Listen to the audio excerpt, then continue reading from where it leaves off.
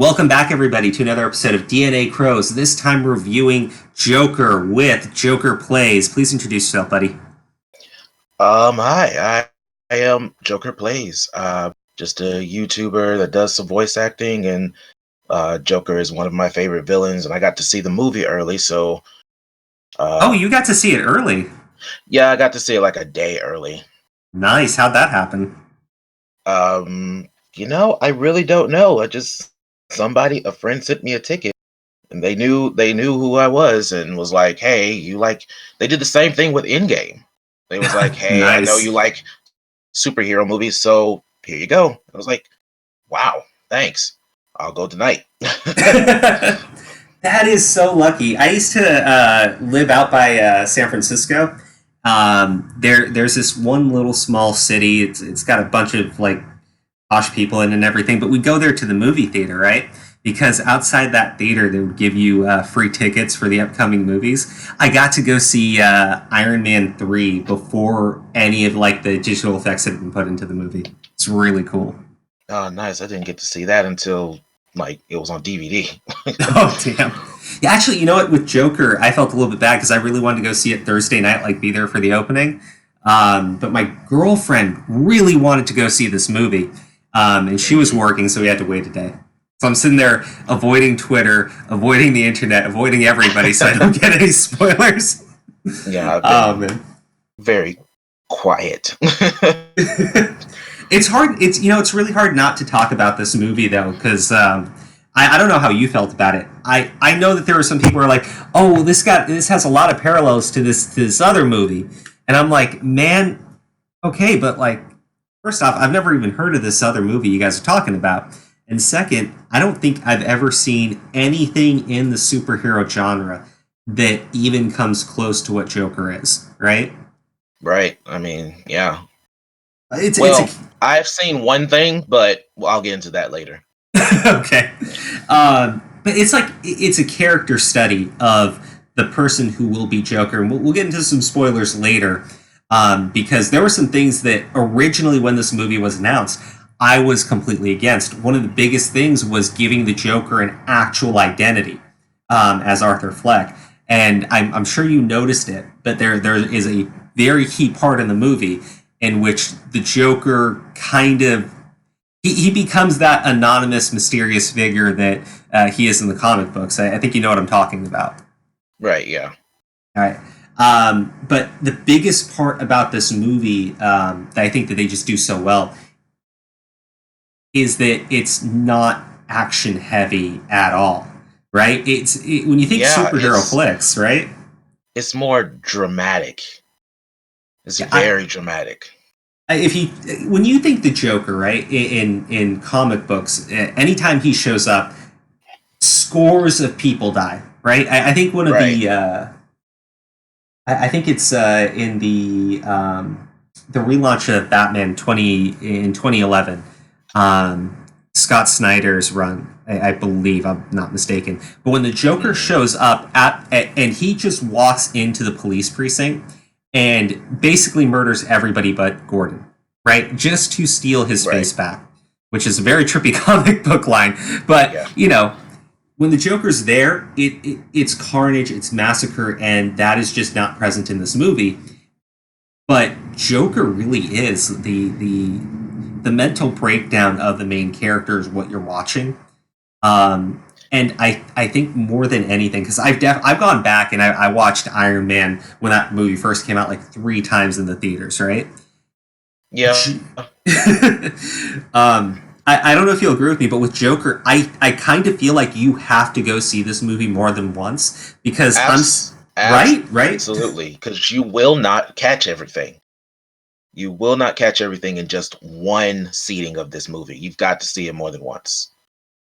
Now, one of the trippiest things, though, is trying to decipher the moments that are actually real from just what he's imagining, right?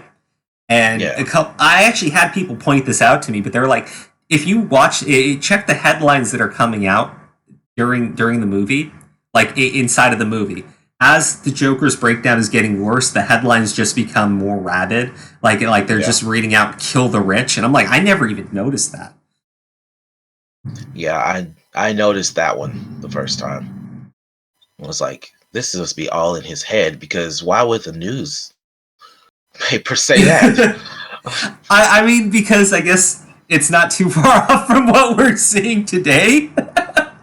That's true, yeah. Oh man, no, but it's trippy because I've heard some people go like, well, the whole movie could potentially be taking place in his head. I don't think it's that, but I think that there are moments that are absolutely happening, but Joker is perceiving them differently. Like the conversations he's having with people, I don't think those are real. Like there's the whole his therapist, right? At the start of the movie, you notice how he's kind of just talking to himself and giggling and laughing to himself. Yeah. And then he goes off of his meds. And then the next part of the movie, where he's with her, he's talking to her, but he's having an actual conversation now. And he tells her, "You don't even listen to what I'm saying." And I'm like, I don't think that he's actually saying anything to her.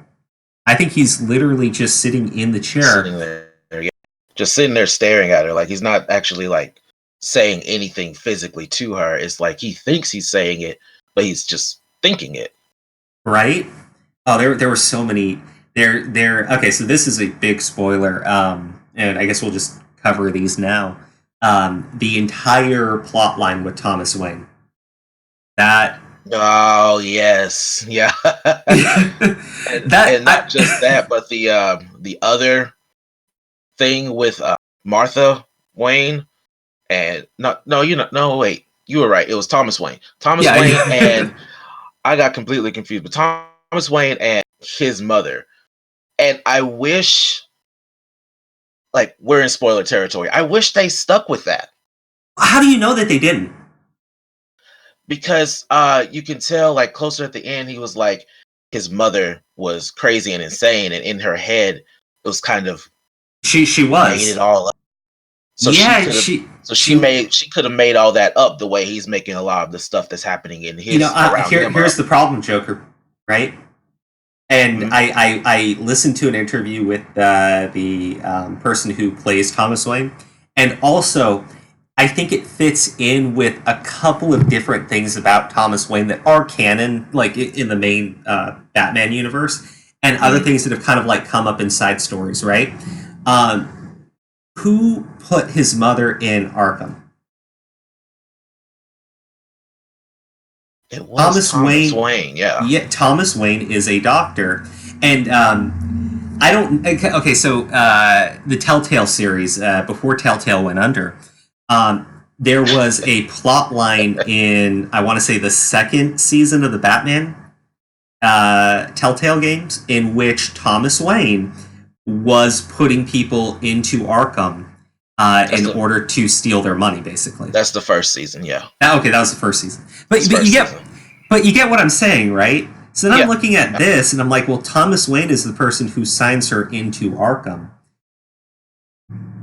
Then he's trying to hide something. Right? Now, it could be everything that Thomas was saying was correct. She was just legitimately crazy, and he got rid of her. I think it's more likely that even if Joker really isn't her kid, and really is adopted, right?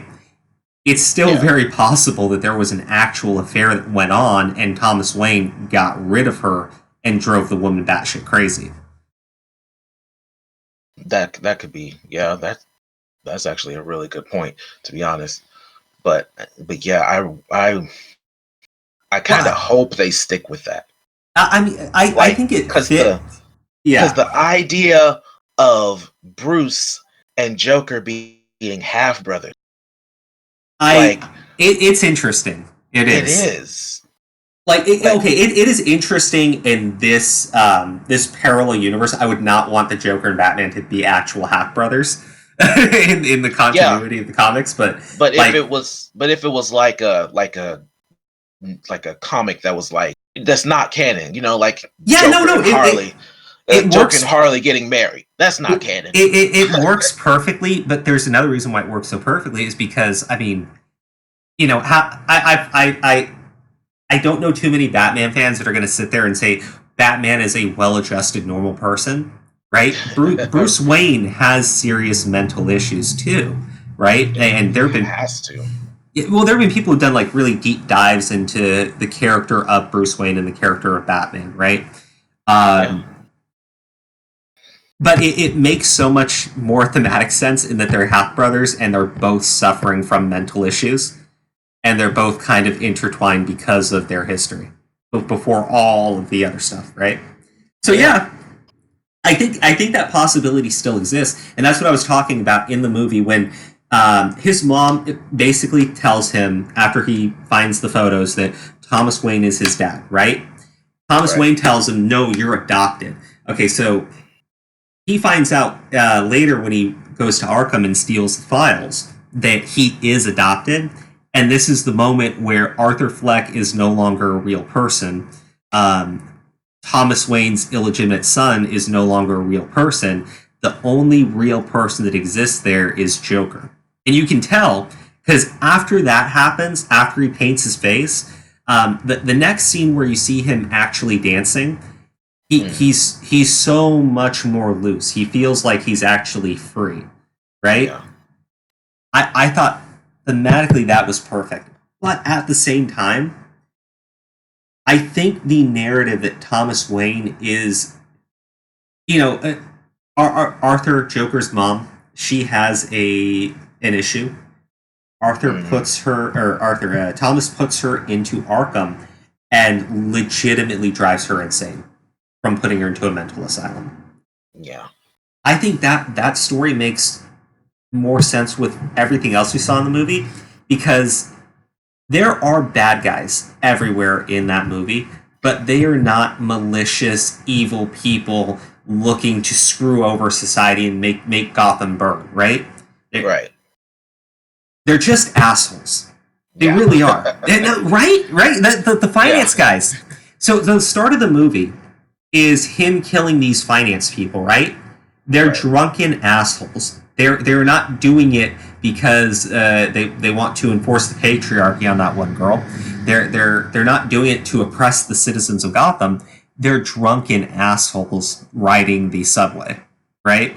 I've seen people like that. We've all seen people like that. Oh yeah, I definitely have, because I used to ride the bus. You know, there was a time where, like, me personally, I can drive, but I'm not used to driving, so I can't really go past 25 miles per hour. so like I used to ride the bus, and I used to see people like that on the bus all the time. They exist. It wasn't just the bus. It was the shitty kids that take your shit and give you a beat down in the streets. I mean, if you've lived in the city, you see that. Now, why they stole a sign, I don't know, but you know, it's dumb kids, and they pick on people, and it's these dumb drunk assholes on the subway, and they pick on people, right? And it's your boss, and he treats you like trash, and it's the coworkers that pretend to be your friends, and really they're sticking knives in your back, right, when you're not looking. And the sad part is, like, a lot of us can relate to every single one of those. Right? Like, no, it is, because these are not they're not obscene. They're not over the top comic book flair. Like, me personally, I deal with, like, I'm not exactly a skinny person. I'm a heavier guy. I deal with children laughing at me because I'm a heavy guy. I dealt with the boss recently. He just moved to another store. I dealt with those employees that will smile in your face but then try to get you fired behind your back. Like, I've dealt with all that too. We all have, right? But yeah, I mean, the thing is, we as just well-adjusted people, we know how to deal with that, right? We know how to compartmentalize. We know how to relieve ourselves of stress. Whereas you can tell with Joker, with Arthur's character, he doesn't know how to respond to those everyday interactions, and it's literally driving him insane, because it's when he's having the scene with Thomas where he says, all I want is for someone to just show me warmth, right? I doubt he ever actually says that in the movie. Like when he's having that conversation with Thomas Wayne, I doubt he ever says that specifically. But it's how he really feels interacting with absolutely everyone.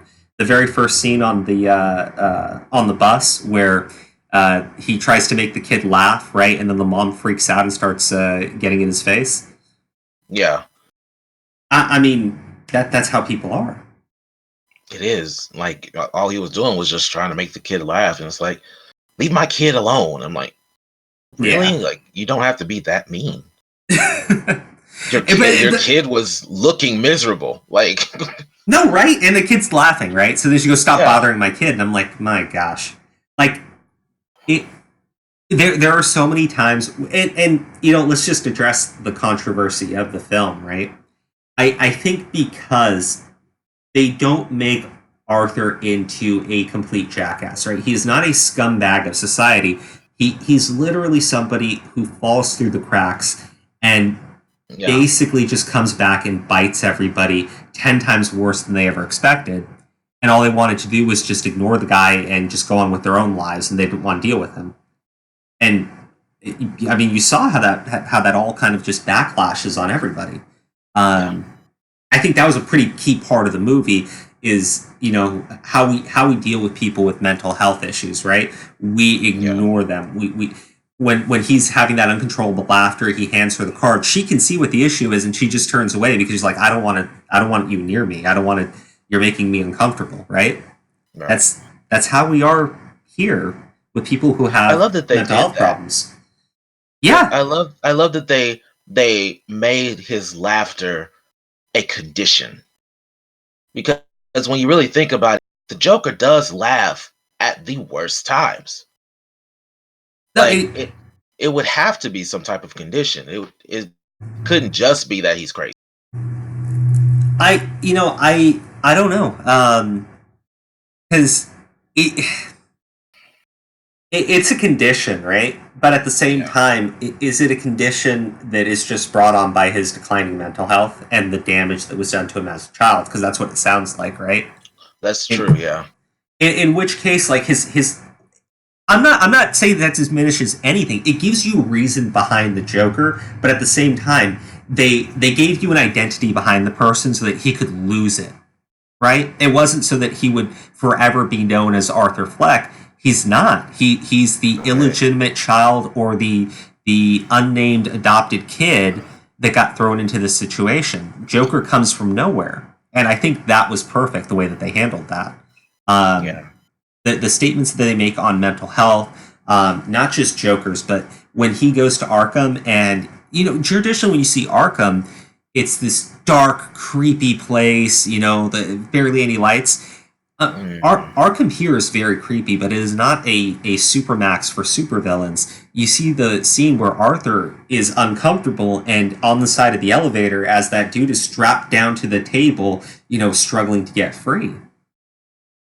You see that and you go like, I think even he understands what. Yeah. This movie was deep, but the other part of the controversy that absolutely makes no sense if you actually watch the film is the idea that Joker in any way glorifies gun violence. That is true, because he didn't use guns that much in the movie at all. No, let's see. Joker, he murders the 3 finance people. The first 2 are in self-defense with the gun. The third person, I think this is where you can tell he actually snaps, is he hunts him down at the train station, shoots him. He clearly knows it's wrong because he runs away, but then later in the guy's blood, he's dancing. So, and then I think it's from there that the girl starts. He starts having that hallucination of that girl when he thinks he's in that relationship with, right? Yeah, it was right after that. That first real kill that he did. He had that hallucination of the girl and found out it wasn't. It wasn't real. Didn't happen. Now from there, I do think he kills her, and I do think he kills her daughter, but there's no gun, and they don't even show it. So it's left very dark and ambiguous. You're left to imagine what happened. The next the next murder is the coworker, and there is no gun. He stabs him and then beats his head into a wall. It is gruesome. It is violent. It is not at all related to guns or glorifying guns. And that being said, another controversy is that it's so violent that nobody should really go see it. Like, no children should ever go see it. Oh, fuck that! This is not that violent. And I'm like, first of all, it's not that violent. Second of all, didn't it get an R rated? Why are you taking your kids to an R-rated movie in the first place? I saw that on Twitter, like this news story about how Joker is not made for kids, and I'm like, it's rated R! It's rated R, yeah. And then there's people talking about comparing it to John Wick, and I'm like, that's an action movie. That's every action movie. Well, actually, you know what, though? That's the crazy thing, right? They talk about how Joker glorified gun violence. I'm sitting there going, like, I mean, legit. He's gun 3 times. He does. And the most gruesome murder is not with the gun. The most gruesome thing he does isn't not with the gun. Exactly. But yeah, you got John Wick 2, John Wick 3, fucking, they brought back Rambo, and you're complaining about Joker, who has 4 people. 4 people in the movie die of gun violence. Right. And one of them is a protester who is accidentally shot by a cop while they're trying to arrest Joker.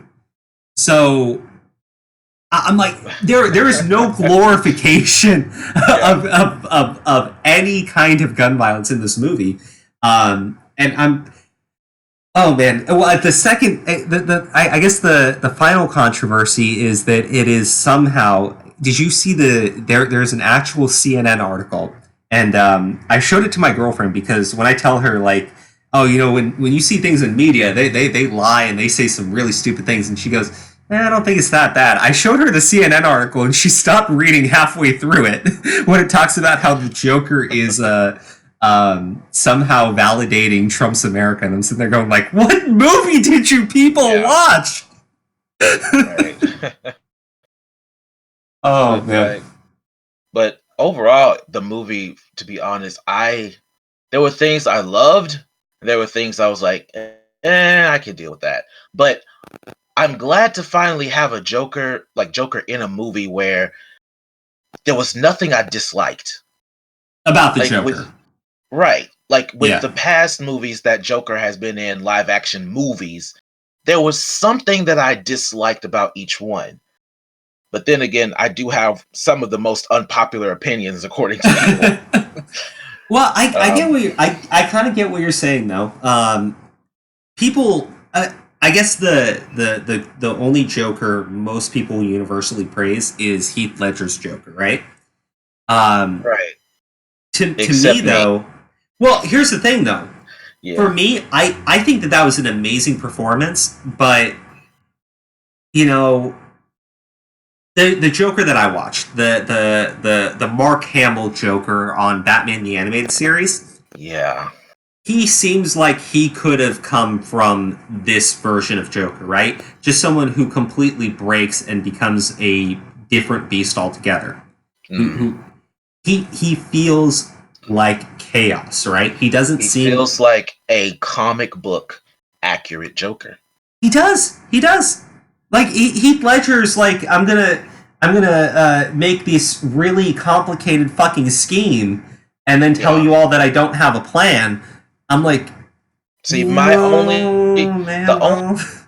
were only 2 moments in that movie that I was like, okay, I'm watching the Joker. One movie was, one moment in The Dark Knight was him burning the money. Joker does not care about anything but chaos, so it made sense for him to burn the money. He doesn't care about money. He doesn't want money. And the second thing was that entire hospital scene. Oh, yeah, where he walks outside and he's like smacking the controller.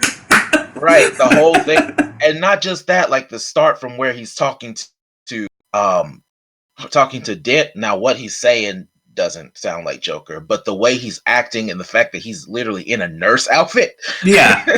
No, it is. And then he walks out. He's trying to figure out why the button won't work, and then it explodes, and he reacts to it like, "Oh God." but see, like that. The thing is, when we talk about like a comic book accurate portrayal of Joker, could you not imagine this version of Joker doing those exact same things? The things that made you feel like that was Joker, right? Going into a nursing outfit, fucking setting up a bomb and screwing up on the control so it's delayed. You know, these are definite things that I would see this version of Joker doing, because he thinks the Carnage is a joke and he is finally having fun with it, right? That's who the Joker is, right? He does these things not because he wants to make money, not because he wants to send a statement to Gotham that he's better than Batman. It's not about that. It's just about the chaos. It's about the joke. He is enjoying it. He's having fun. He's having his fun. And that's what makes him so scary. That's what makes him so scary. Because there's no actual plan. There's no actual end game. The Joker is just doing something, and you're trying to stop whatever it is. There's no motive behind it other than just to cause damage. Right. And see, that's what I thought about, like, with Jack Nicholson. Yeah. I didn't like that he always had some type of plan. I just wanted him to just unhinge, and he never did, really. Well, one of the coolest things about Joker is when he has a plan, right, or someone else has a plan, and it totally just goes fucking backwards, and you just see the Joker scramble it all together into this big giant scheme, because the Joker just keeps going until you finally stop him. If you put him in a box, he'll find a way out of said box. That's it. That's who he is. That's why he's so captivating, because you can't break his arms, break his legs, and make him impossible for him to make money. He'll sit there bound to a bed and still come up with these crazy nutjob schemes that make sense to nobody but Joker, and sometimes Batman, and maybe Harley. But usually she's just as confused, and she's just a pawn. True. I thought this movie was just great as an actual origin for Joker, which I never thought would be possible. But I think they do it this way. No, this is such a good origin. And at first, when you see Arthur just getting his ass kicked or just scrounging about, but when you see him on the Jack Murray show, right? And you can actually see who he's become at that point, like the crazy. The fact that he's admitting, I find all of this fun, and I'm sick and tired of pretending it isn't, right? And then he turns around, and up until that point, right, he's made it seem like he will shoot himself on the show, right? There's that joke he keeps going to. But then he just turns around and shoots freaking... He just turns around, yeah. and then after he shoots him, everybody's fleeing. Joker doesn't turn around, take the gun, and start firing it into the crowd. He puts the gun on the table, sits up, straightens himself out, and then sits back down and waits for the police. It's... that's Joker. Well, he just sat it down. I was like, all right, what should I do next? Right? That was satisfying. Now what? Yeah, no, he just puts it down like, okay, what now? You're like, why is everybody running? I don't know how to say this, but I have to eat my words, because when this first was announced and I started seeing trailers and stuff like that, I was like, this movie is just Oscar bait. It is not going to be any good. They're just trying to replicate Ledger. Man, am I eating my words. Oh gosh, yeah. No, it's still Oscar bait, but it's well deserved. I mean, you know, here's the thing. I'm not going to call it Oscar bait just in the sense that I think that when you make Oscar bait, you're doing like really crappy things and you're telling a shit story because of it. Like in this one, I can see that. Yeah, I I will say, like, I get some of the messages that you could say are like really Oscar bait. But at the same time, I think Joker really follows through on those messages. It's not just something like, oh, we're going to tell the story of a non-binary, half black, half Chinese, Muslim lesbian, and her struggles in dealing in a white man's world. That to me that's Oscar bait, right? Okay, I can see that. Like Joker, I think the big message in Joker is on mental health and the way our society treats people. Period. I think that's all it is. Yeah. But they do such a good job at explaining why that message matters. Why you just being a dick. Like, there are situations that are in that movie, right? Where you're sitting there going like, okay, man, I've done something like that before. I don't deserve to be shot, But I've lived in the city, I've seen people like walking down the road and they're losing their minds and they're grabbing shit and they're talking to themselves, and you don't try to help them. You walk the other way. Or you walk right past. Yeah, you pretend they don't exist. I get that. I understand it. And I think the Joker, I can tell why people in media are so offended by it, because I imagine that's how they actually see like homeless people and things like that. They see them as people to just avoid them. So it's probably slapped them in the face a bit too hard. But the only other reason why I think it did was because you've got the whole clowns are white supremacy and Joker's a clown.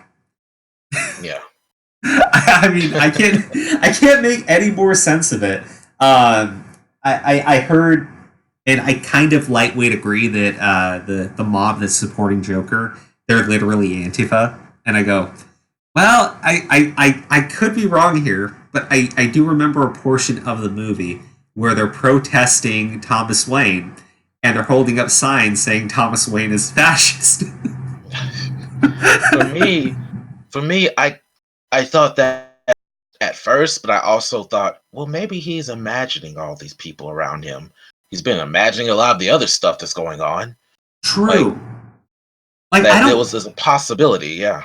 The scene where he is taken out of the ambulance, or taken out of the police car because his supporters like break him out, that seemed fake to me. Yeah. Other than that, it seemed like legitimate protesting, like just regular protests. But yeah, I thought it was a Joker mob around him. Is what it looked like. Well, they kind of were a little bit though, right? Because Thomas Wayne does call them clowns, and I think this is before the delusions start, and they sort of adopt it. And then after Joker kills somebody, then they really adopt it. I think that there's some truth in that, but also I think it was a really good statement on how you have actual protests, but as the movie becomes more deranged, you see how deranged those protests become, to the point where they're actually rioting in the streets, breaking them out of a police car. Yeah. But I don't know, like maybe that was a message on like them. I thought it was just funny that it did seem like they were ripping on Antifa by having them go out and shout Thomas Wayne is a fascist. I thought that was just too funny. Oh man, I don't have anything else to say. Like, I guess what would you give this movie? Because I would give it a 10 out of 10. I think that you have to see this movie multiple times. I think that it is completely unique to everything else out there for a superhero film. And like you said already, it feels like a comic book accurate portrayal of Joker. I would give it a 9 out of 10. Only because I wanted a little bit more of a connection with Batman than they gave, and I wanted him to. I personally wanted him to be a little younger so that it would make more sense. Because Joker isn't that much older than Bruce. No, we're talking like 10 years, I think, in the comics.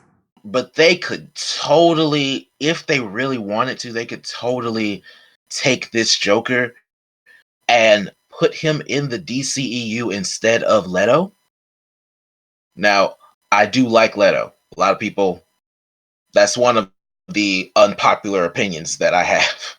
I personally liked Leto. but I can see this Joker being part of the DC extended universe, like actually like being a part of it, because he would be the most accurate Joker we've had on the big screen, like in movies. Now, when it comes to TV shows, personally for me, Cameron Monaghan is the most accurate live action Joker ever. I don't know if you know who that is. I don't. Okay, so a lot of people don't realize that. Is he the Birds of Prey Joker? Because he's like the only Joker whose name I don't know. Not the Birds of Prey Joker. The Birds of Prey Joker. You're talking about the '90s TV show, right? Yeah. That was Mark Hamill.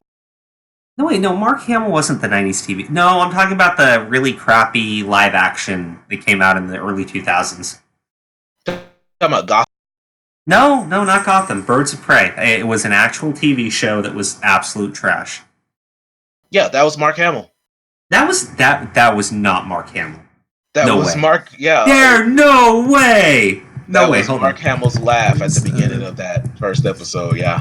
Oh wait. Okay, so they used his laugh. That's insane. I was talking about like whoever actually stood in for Joker there, because there was a guy who stood in. No, that was him. They had him do it. They had Mark Hamill stand in as the Joker. But didn't actually use him. Yeah, way. No, exactly. I don't believe you. That just makes the show worse. Yeah. You had Mark Hamill and you didn't. Why? You had Mark Hamill and you didn't utilize it. But yeah, Cameron Monaghan is from Gotham. Cameron Monaghan plays two different versions of Joker. Oh, you're talking about the redhead dude, right? Right, yeah. So the reason why I consider him so accurate is because even in the TV show, he's timid. He's just a regular person. And then they say, "You killed your mother." And then he snaps. He just goes straight into he goes straight into it. And then from then on, he is a 100% comic book Joker. I mean, to the point where he dies, he comes back, somebody's ripped his face off, he's stapled it back together. He has a brother that's also the Joker, but it's just him playing both roles. And this other version of Joker is more intelligent, and he's still crazy and psychotic, but he has a lot of brain. And it's like they took every version of Joker that's out there and put them together into one TV show. It's the only good thing about Gotham. Because the TV show as a whole, a lot of people do not like it. So I haven't seen the final season of Gotham. I think that one was season 5, right? Season 5, yeah. They finished that, right? Right. I think it's on Netflix now, actually. You know what? I'll give it a watch. And someone sent me an image of Cameron Monaghan, and I just realized that it's him now from like the Joker makeup. And to me, okay, so I watched the seasons before this, right? Before they did this weird thing with his face and the bald hair look. You know what I'm talking about, yeah, right? I'm not cool with that part. Yeah, okay. I don't like that. Before then, I thought that he was just... He really seemed like he fit Joker. Before that, he was perfect. And then then they fucked up his face. Yeah. then they mixed his face with some lasagna. I don't know. Yeah, pretty much. But that whole ripping his face off and everything, that's straight from the comic books. Yeah. What he was wearing, the way he was acting, he did blow up a bus or something like that. He did things that the Joker would do, and he just did it because he wanted to. And some of his interactions, I think my favorite line from the entire series is very simple and it's very short. Bruce Wayne is talking to him. He has Bruce Wayne and Gordon and a bunch of people held hostage. And Bruce Wayne comes up to him. He says, "Listen, I'm Bruce Wayne." And he goes, "I'm aware." It's like, I know who you are.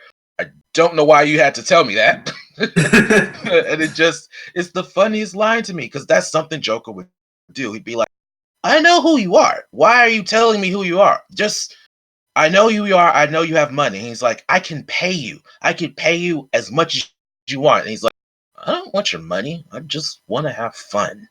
Yeah, it's like that is Joker. You cannot pay Joker off. Right. It's not like Bane when he's not in. Now Bane is terrible in that show. Bane is awful. The way he looks and everything. Bane is terrible. Yeah, I'm not. What really drove me away from watching Gotham, and I'm gonna give it a watch just to see how they finished it up, was the fact that they kept killing characters and bringing them back. Like, yeah, it was like, okay, I get that's a comic book thing. But not even. You don't want to do this in. You don't want to do this in a TV show. You don't want. Yeah, but how many times did you do it? Like once or twice. Again, yeah. If you're gonna have a 5-season show and you're doing superheroes, once or twice somebody who you thought was dead coming back.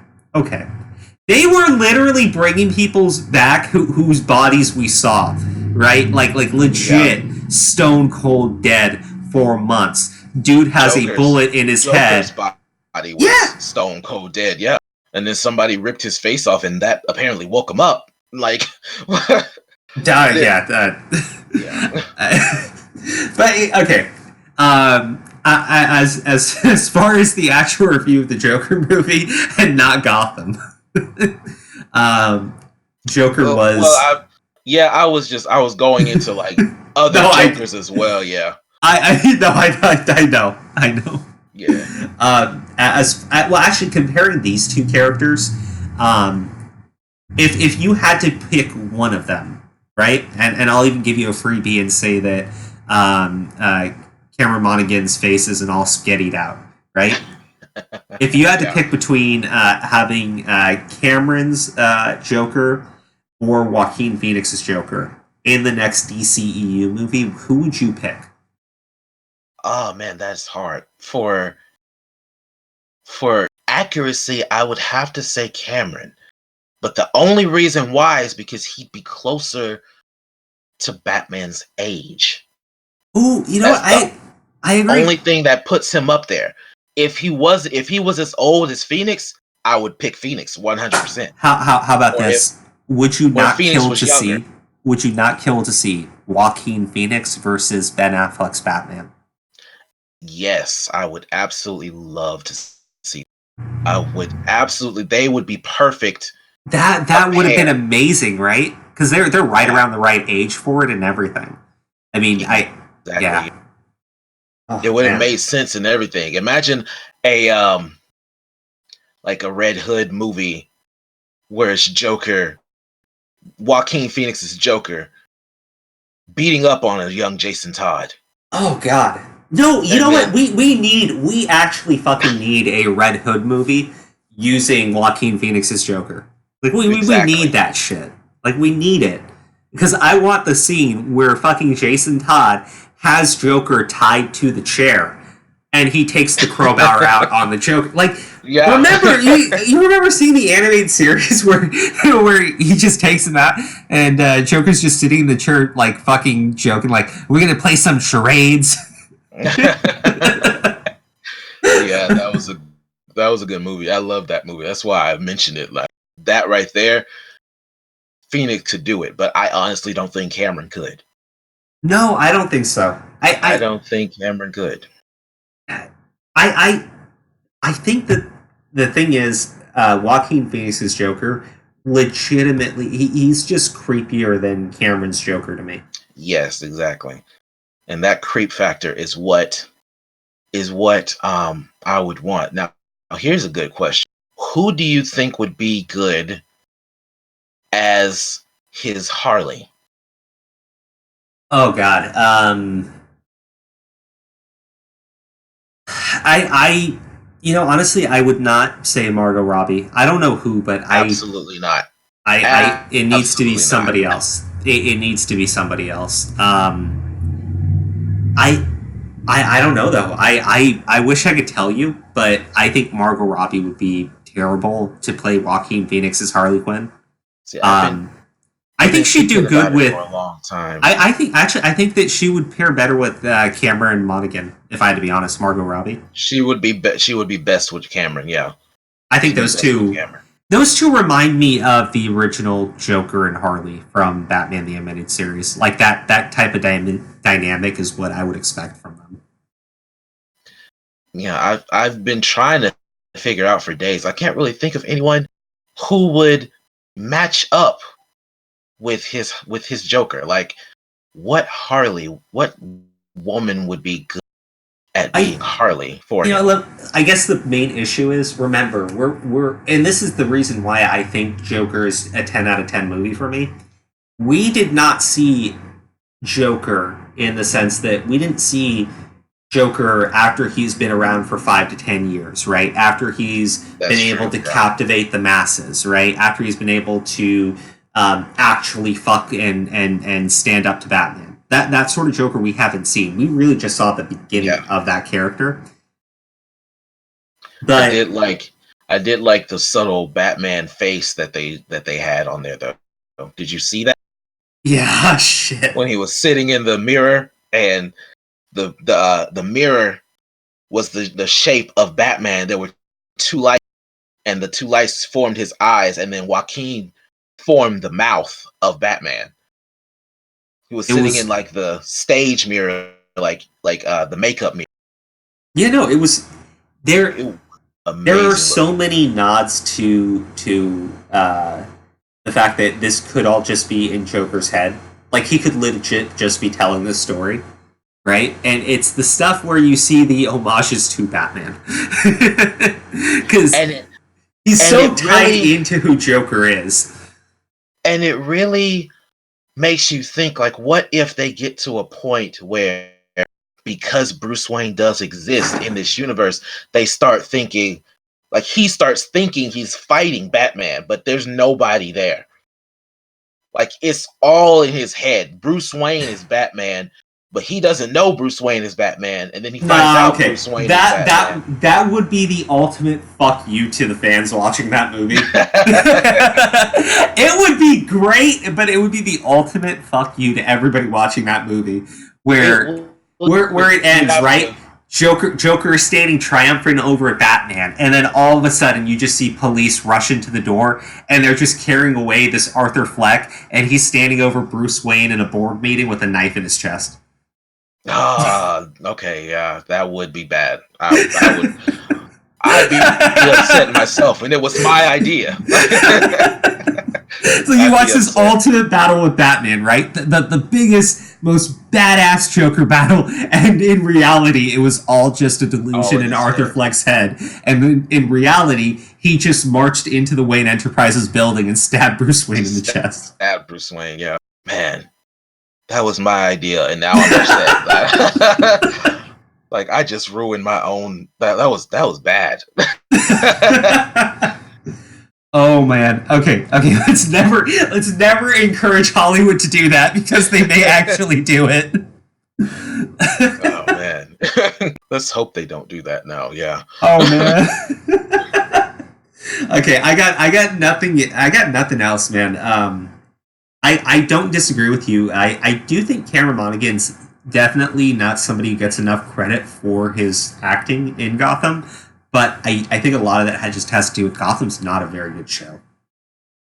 Well, yeah, it's the same situation with, like, Ben Affleck being in, like, people not liking Ben Affleck, but Justice League wasn't all that great. Yeah, no, look, Ben Affleck was not the problem with Batman versus Superman, and he sure as shit was not the problem with Justice League. It was the terrible writing. It was the terrible decisions to overstuff the movies. Like, and I will say this, not Batman. Ben Affleck plays probably the best Bruce Wayne, period. I think he nails that part so well. I have another unpopular opinion with that, but yeah, he does really good with Bruce Wayne. Yeah, I think the Batman part is only because the problem is you can't get away from the bad writing when Batman's around, because they do some really terrible things, like give Batman actual guns and have people, like, break their necks when they're fighting Batman. Like, that sort of thing it takes away from his acting only because I'm watching it happen, and I'm like, that's not Batman. Well, I partially agree and disagree because, like, when I think of Batman, I think of comic book Batman. I think of the Arkham games, like, and in the Arkham games, there are things that you do in there where it's like, okay, that's a concussion, that's a broken limb. Well, And yeah, but those are, and then I remember back. Like, yeah. I remember back in, like, the first few comics, Batman did use guns. A lot of people don't know that. Hold on. I'm not going to disagree with you there, but It's Batman just not, like, Batman originally normal. killed people too. Okay, Batman originally killed people. This changed way back. I think this had a lot to do with the comic book code authority, right? They were the ones who implemented these things, like you can't show these in your comic books. And at the time, Batman became a total joke character because, like, he's a dude who was, gritty, like he killed people. Yeah. You took that away from him, and Batman became a way less serious character. But I'm trying to remember which writer, and any real comic book fan that loves Batman is going to hate me. But there's a writer that takes hold of the character of Batman, and they changed him into being a very serious character again. And one of the things, Bill Finger, good, yes, thank you, Bill Finger. I talked to his granddaughter on Facebook all the time. Okay, yeah. So, the thing is, they were able to make Batman into a serious character again. But they did it by giving him that code that he cannot kill. And I think the reason why that means so much to me is not so much that it's an integral part of the origins of that character, because you're right, it isn't. Yeah. But it is integral to the modern depiction of who Batman is. And a lot of it goes into Batman not being a mentally stable individual like he originally was in the comic books. Originally, he was just a rich dude who was very wealthy, and he just had the ability to put on a suit and fight crime. Right? He was not ever depicted as somebody who was dealing with mental issues from the death of his parents. Right? That's all later. And when you really go into his inability to kill, because I've definitely seen people talk about this, and they go like, Batman has been okay with other heroes committing murder before. And by that I mean, he tells Superman that he would be willing to help him cover up the death of Lex Luthor. Right?